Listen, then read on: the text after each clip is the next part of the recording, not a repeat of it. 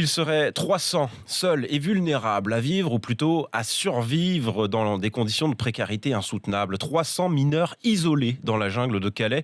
Pourtant, au moins la moitié d'entre eux ont de la famille en Angleterre, mais les choses sont peut-être en train de bouger. Depuis la fin du mois dernier, 16 procédures de rapprochement familial ont pu aboutir.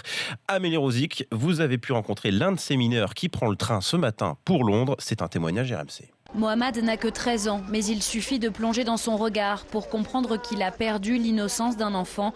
Il a fui l'Afghanistan il y a 1 an, tout seul. Les talibans m'ont enlevé, ils m'ont mis dans un centre. Mon oncle m'a sauvé, il m'a confié à un passeur et m'a dit « Va trouver ton frère en Angleterre ».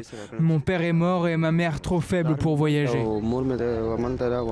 Depuis 4 mois, il dort sous une tente dans la jungle de Calais. Ce matin, il va enfin rejoindre son grand frère qui vit en Angleterre. Je suis si heureux de le voir, je n'en peux plus d'être ici, je veux retourner à l'école.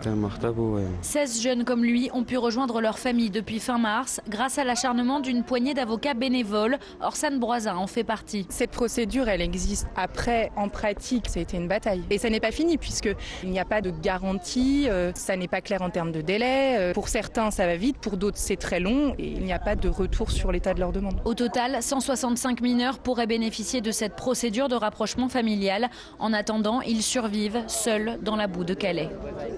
Reportage RMC signé Amélie Rosic.